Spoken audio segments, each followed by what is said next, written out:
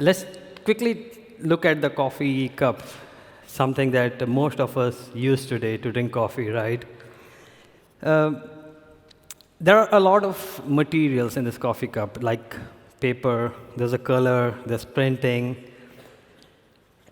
The lifespan of this coffee cup is 5 to 7 minutes, and if it's lucky, maybe 10 minutes, or if there are some people who care about the environment or the material reuse, they might reuse it for 3 times a day, so 30 minutes or an hour at the max.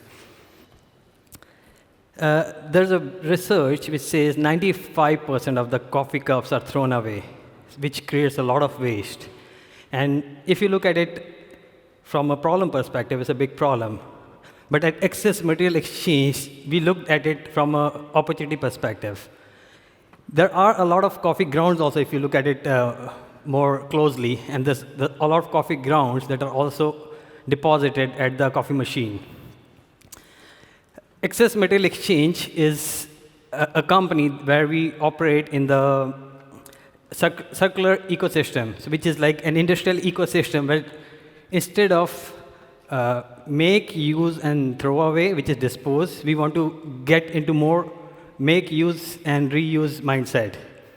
So today I'm going to talk about some of the use cases and the possibilities that emerging technologies that we use on our digital platform to make this happen, not only at a smaller scale, but also at a scale which is as huge as what Google or Facebook operate in today. So Excess Material Exchange is a digital platform. So it's a business-to-business platform where companies can trade their excess material. So it's like if there's a production process in a company that generates a lot of waste, we help them find a buyer for that waste where the buyer can use it in their production process. So there are two aspects to it. One, we really believe that we can improve the entire ecosystem, the environment, job possibilities, and make the earth a better place. I know it's become a cliché, but that's exactly what we are doing. We'll talk about it later in the slides. And at the same time, in order for us to exist, we have to show that interest to businesses. What is the business value or economic model out of it? So we also find a better high-value worth for the waste that is generated out of your production process. So for example, the coffee grounds, right? We'll talk about that coffee ground example where we worked with Sodexo, one of the French companies, and how we helped them turn their waste or cost stream into a revenue stream. You also see a lot of other ecosystem providers. This is a very big challenge, as we all know. Like, you cannot manage it all by yourself, right? You need a whole ecosystem of technology providers who can tell you what is technologically possible when you burn down or when you break down a particular material into different components. And also a lot of policy makers. So we also work with a lot of government agencies and also with the European Union.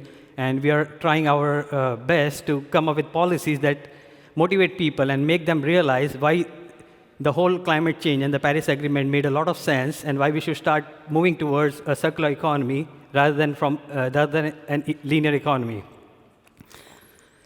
So this is a very interesting slide. So these are some of the facts. The first one, which came out, I think, 3 to 4 months ago, was there was a deep sea diver who goes to the deepest part of the ocean and he finds a plastic. So that's a very good eye-opener for all of us, right? Why we should start moving towards a non-plastic ecosystem. And there are other facts where the last 10 years we have generated more plastic than the humanity ever existed before that. So.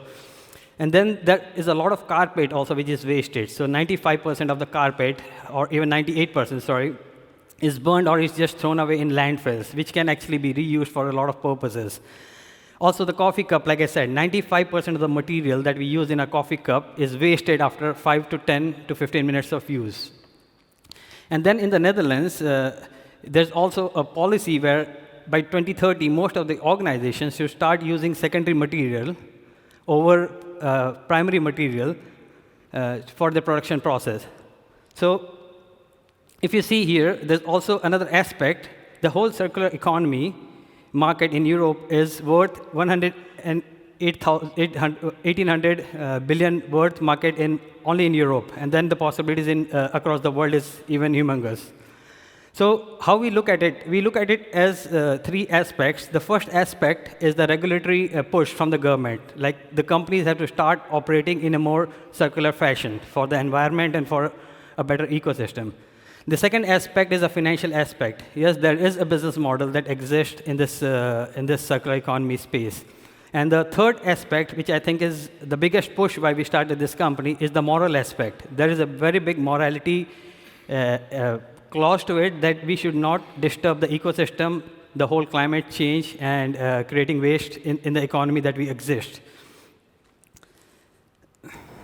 So this has a lot of challenges, as you could understand, right? So there's a big process and supply challenge on the left-hand side. At the same time, there's a very big organization and demand challenges on the right. So in terms of process and supply challenges, we could quickly look at quantity challenges. So oftentimes, you may find multiple providers of the secondary material, and there are a lot of buyers of secondary materials, but they are not well connected. And that's why we need a digital platform to make them available at the right time. So time is another factor where my company can produce secondary material or excess material, but there's no buyer at that point of time. The third aspect is how do you evaluate the quality of the material that has been produced? And that's why we need a lot of technology providers to help us certify the quality, the value, and the depreciation of those materials. And then the lack of transparency. We'll talk about that during the technology slide, that most of the times, even the organizations that are producing these raw materials or stored in their warehouse do not know how much they have and what's the value or the worth of those secondary or excess materials. And then how do you scale this entire ecosystem, right? So you can't give a solution to an organization where they buy or sell stuff from one department to the other. But what if you have to operate across organizations within Netherlands, within Europe, or within the global level?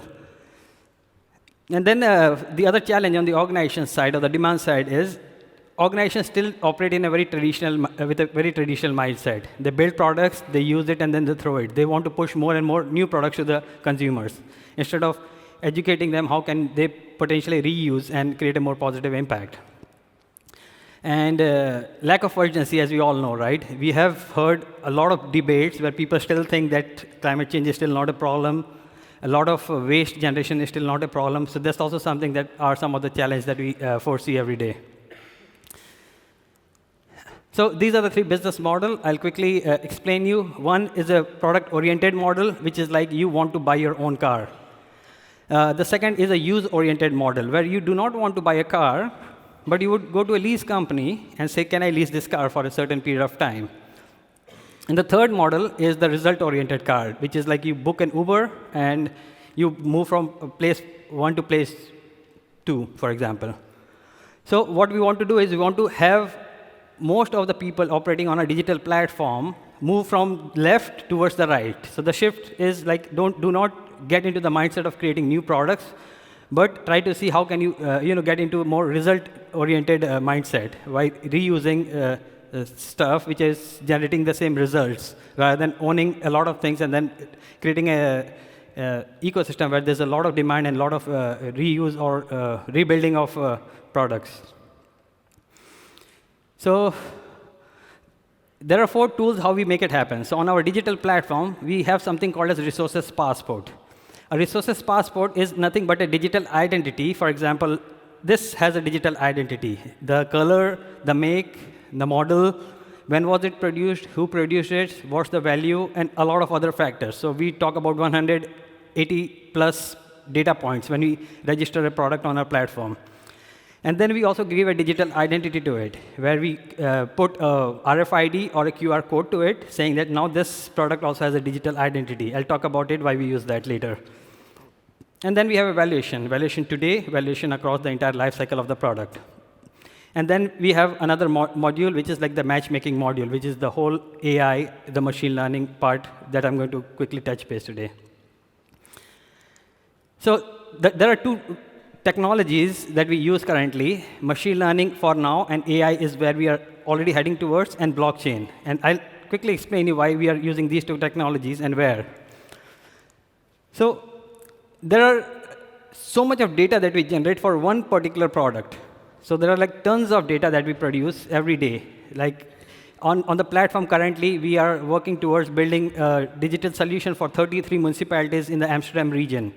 So you can imagine there are thousands of companies that are uploading their data on the platform. So we cannot operate in a traditional database mindset where there are a lot of tables talking to each other and connecting. The whole performance value goes out of the equation.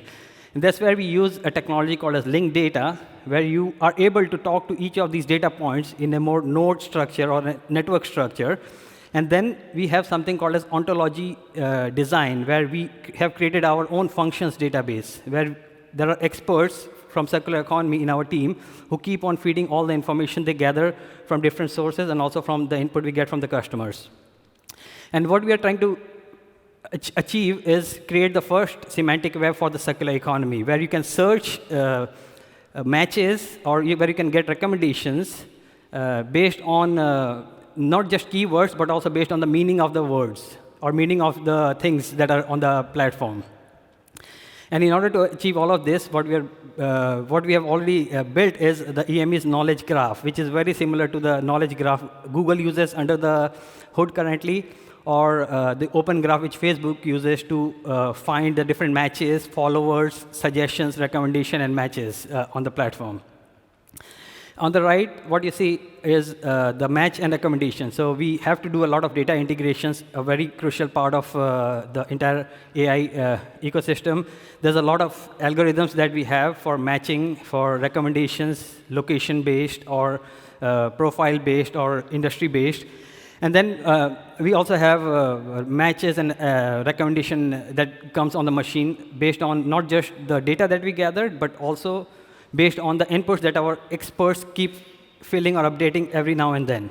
So that is the whole idea, that we believe that only not just the data or the architecture, but also the human part, where you input what you've learned, not only from the data, but also from your customers, from other data sources, where you can input and create a more collective machine learning product. As we all know, a lot of data going to the system also produces a lot of challenges, right? And that's where we are now using blockchain, also more for the demand that we have from our customers. Like I explained, so these are the three use cases: traceability, consortium, and confidentiality.